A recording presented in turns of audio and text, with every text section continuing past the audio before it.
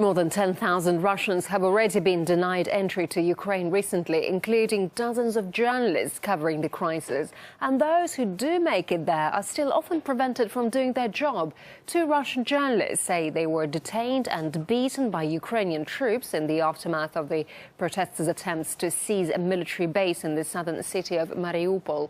Live News reporter Kristina Babayeva told us what happened to her. I've just been released from the local police headquarters, where we were taken yesterday. My colleague Maria is still being questioned. As you know, there was a shootout last night at an army base.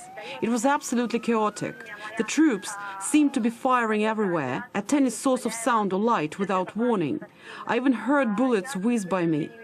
After the fighting, troops and Ukraine's intelligence agency began arresting everyone, including us and other peaceful protesters. They threw us around, kicked us with their feet and dared us to make a move.